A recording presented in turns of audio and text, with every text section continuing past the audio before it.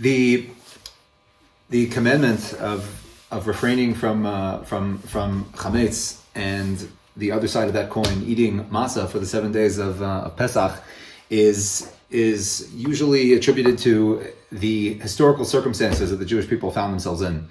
In fact, we emphasize this during the Seder. We say very explicitly that matzah zu al shumma. Why is it that we are eating matzah during this night and for the remainder of the 7 days of Pesach? Because the Jewish people had to leave Mitzrayim in a very hurried manner, and typically bread takes a long time in order to rise. There's a typical process of making bread, but in this case, because they were so rushed, they didn't have the usual time frame in order to make regular bread, and so their bread didn't rise. So the circumstances produced the situation where they were eating abnormal bread. The problem with this assertion, and this is clearly part of our tradition, it says so explicitly in the Haggadah that this is the reason why the Jewish people are eating matzah during this period of time. But the problem with that assertion is that it's simply contrary to what we see in the narrative of the Exodus and the narrative of Yetzias Mitzrayim, for the simple reason that the commandment to eat matzah and the prohibition of eating chametz precedes the events of Yetzias Mitzrayim. In fact, if we see in the narrative that we find in Parshas Bo, in Perek Yud Beis, Pasuk says as follows: Shivas yamim matzos tochelu. For the next 7 days, it is a commandment to eat matzah. Ach bayom harishon tashbisu soor mibatechem kol ochel chametz nichrasa nevashayim Yisrael. And it's a very severe prohibition to eat chametz for these coming days. This is laid out very, very clearly. These are the instructions for the Jewish people.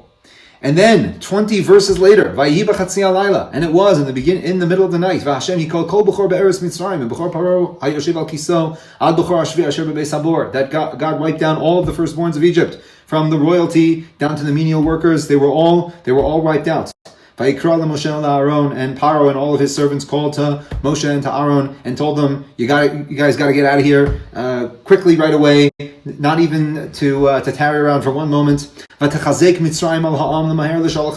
all of the Egyptians came and physically grabbed the Jewish people to force them out of the land. We're all going to die if these people stay in the country for any longer period of time. We're all going to die.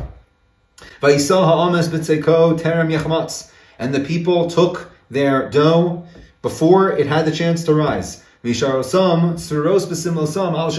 to literally grab it and wrap it in their clothing and walk out of the house as it was. So we see very, very clearly that this event, this episode of the Jewish people having to do this makeshift baking of their bread, was way after they received the original commandment to eat matzah and to refrain from chametz. Understanding this discrepancy requires us to highlight a very, very profound point into the relationship of the historical experience of the Jewish people on the one hand, and the commandments that we receive from God on the other hand. In fact, this section of the Torah is very, very unique in highlighting this point, because the story of Yetzias Mitzrayim is not delivered in an orderly fashion, as you would say.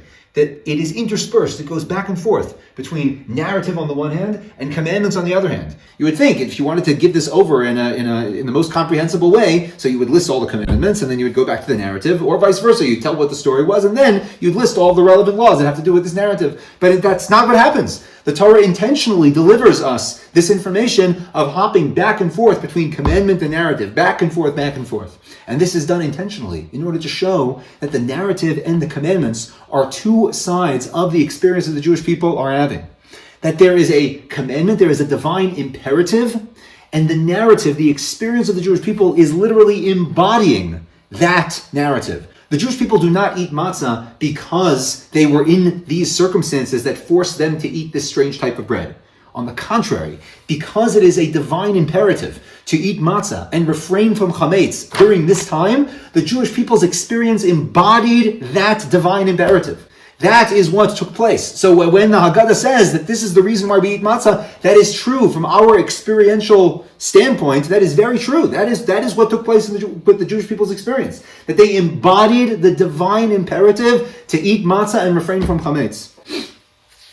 What is this theme that is being given over to us during this period of time? During this particular period of time, it is incumbent upon us to remain in a state of purity, as it were, from this material called chametz.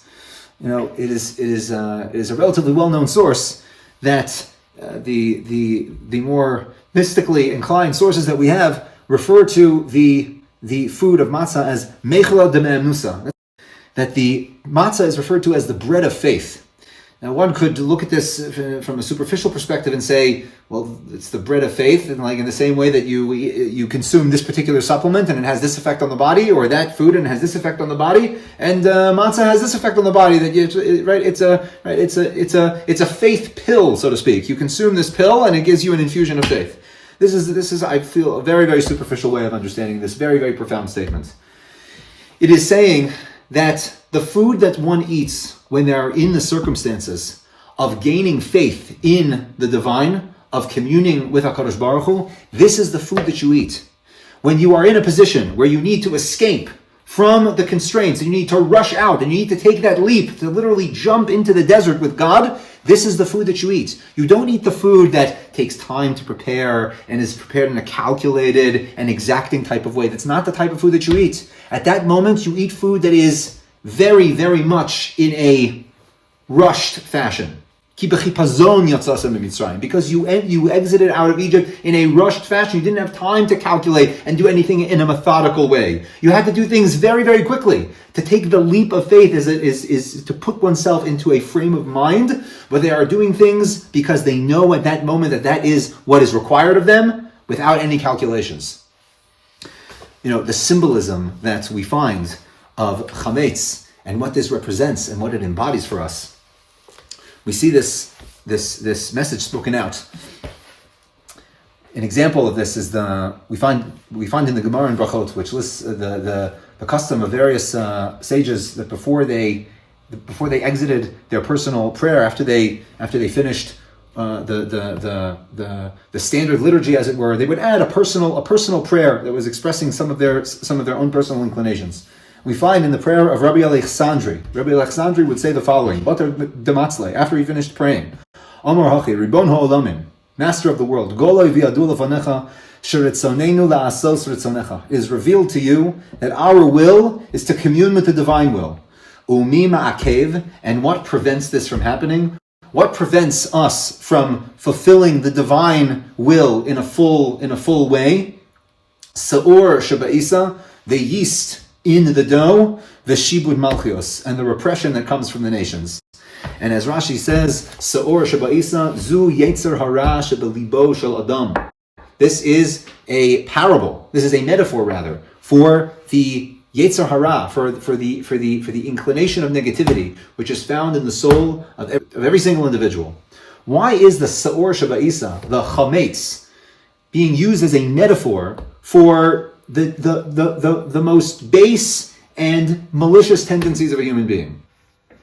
Chametz is the part of our consciousness that gives us a sense of self. It gives us a sense of grounded self. And grounded self views the world through a lens of calculation, through a lens of methodically thinking about the circumstances in which we find ourselves in. And those things are not inherently negative. Those things are not inherently bad. On the contrary, we were given these faculties in order to be able to use them, to apply our mind and to bring our own personal, unique, subjective perspectives to things. These are not inherently bad things. The problem with that the potential for a problem, is that if we enter a place where we need to take a leap of faith in order to run with something, in order to go forward with something that is central to who we are and to our identity, in order to move the ball forward, so to speak, for ourselves personally and for the nation collectively. If at that moment we begin with the calculations and begin with the methodical analyzing, we miss the opportunity. The doors will close. A leap of faith is called exactly that. It's not a leap of faith done out of blind baselessness. On the contrary, at that moment the Jewish people had just experienced a year's long worth of this incredible divine sound and light show. They knew exactly what was being presented to them. They knew that they had to take that leap. They knew they needed to walk into this wasteland in order to escape the constricting experience that they were in at that moment, in order to take themselves forward into the future. How that would play out, that was completely unknown. It was fundamentally unknown. But that was what was required of them at that moment. At that moment, during this very sensitive period of time, during these 7 days, we refrain from chametz because we are inculcating that capability, that capacity to be able to take that powerful leap out of constriction and into expansion, into the potential for expansion. In describing the preparation that we have for Pesach, which is removing all of the chametz from our possession in order to live in this holiness in time where we maintain purity from chametz, the Gemara in Sisskind says something that seems on its face a little bit strange. Tanu Rabbanan, the sages taught, Orla Arba Asar, Bodkin, Lo Laor Hachama, Velo Laor Halavana. That in the lead up to Pesach, it is a mitzvah to check the entire house with the light of a candle. Not with the light of the sun, not with the light of the moon, Velo Laor Ha'avuka, and not with the light of a torch, Ela Laor Haner. It is the light of a candle is the ideal form of light in order to fulfill this mitzvah. Mipnei, why is that? Sha'or haner yafa lebedika. Because it is very effective to check in the nooks and crannies of your house with the light of a candle. The light of the sun is not so effective because there's shadows that can potentially blot something out. The light of a torch is not so effective because of the flickering light. It doesn't focus the light so well. The light of the candle is the most ideal way of checking for chametz in order to remove chametz from your possession. Says the Gemara, there's no definitive proof for this. However, there is an allusion to this. Now, on its face, you might say you need to bring a proof from Kisvei HaKodesh, from Scripture, to tell me that the light of a candle is effective. But let's leave that question on the side for a moment. What is the allusion that we find in the Torah that the light of a candle is the most effective way to check for chametz? Shneimar, as it says in the pasuk in Parshas Bo, the section of the Torah that we just read, Shivas yamim seor lo yimotzei bebateichem, that for 7 days there can be no chametz found in your homes. Veomer vayechapes bagadol hechel ubakaton kila. And this is a pasuk from the narrative of Joseph and his brothers after they meet after many, many years following the brothers selling him into slavery, and now Joseph is the viceroy of Egypt, and Joseph decides to set up his brothers, making it appear that they stole the sacred cup, the sacred goblet of the viceroy, and he checks methodically every single one of the bags of his brothers, and he checks from the oldest one, and he checks to the smallest one, to the youngest one rather, vayimatzei, and he finds it. He finds the goblet. After he checks, vayichapes, he searches and he finds. The Omer, and in the prophet in Safanya, it says, "Ba'esahi achapes es Yerushalayim baneros." I will search. That same word again. Ba'echapes. I will search. I will search Jerusalem with candles. The Omer, in Sefer Mishlei, Ner Adonai nishmas Adam, that the candle of God is the soul of man. Chofes kol chadrei batan, which he uses to search all of the innards. Now this seems to be the most convoluted series of allusions, Zecher Ladavar, that you could possibly find.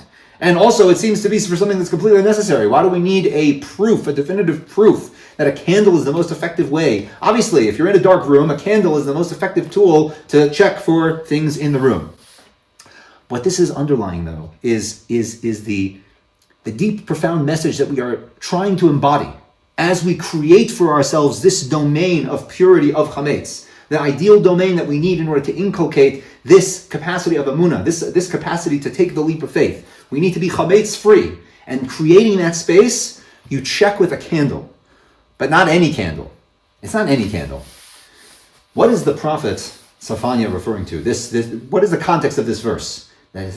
God declares he's going to search, vayichapes, he's going to search Jerusalem with candles. It's referring to a very dark period of Jewish history.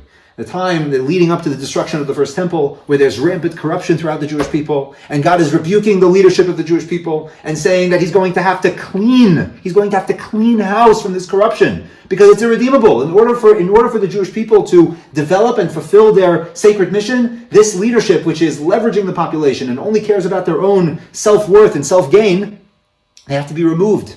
And Hashem is going to, vayichapes, he's going to search Jerusalem with candles. He's going to search Yerushalayim with candles in order to remove these impurities, in order to remove this corruption from the world. That is God at the universal level. God comes down, as it were, in order to bring about this domain of purity. but every individual is capable of that as well. Ner Hashem Nishmas Adam is one of the more famous verses in the Torah. It's quoted very often as some type of ethereal, nice statement that like God is a candle and that's your soul. But the message that's being conveyed in this verse is very, very specific. There's a very specific message. God has a candle, and God's candle is used to search out and create purity, as we saw in Safanya. And where is that candle? Where is God's candle? God's candle is your soul. Ner Adonai Nishmas Adam. The candle of God is your soul. And just like God uses his candle, his big candle, in order to search the entire world and create that domain of purity, you also have your own private candle of God. Chofes kol chadrei baten. It's not mechapes Yerushalayim. It doesn't search out the whole city or the whole world, but it does search out chadrei baten, the recesses, the inner sanctum of yourself. Chofes kol chadrei baten. That the ability to create this domain of purity, this domain where the leap of faith is possible, that is in the capacity of each individual person. And this is the domain that we maintain. We maintain this domain of emunah. We maintain this domain of faith for these 7 days in order to inculcate this primary and foundational aspect of the Jewish experience.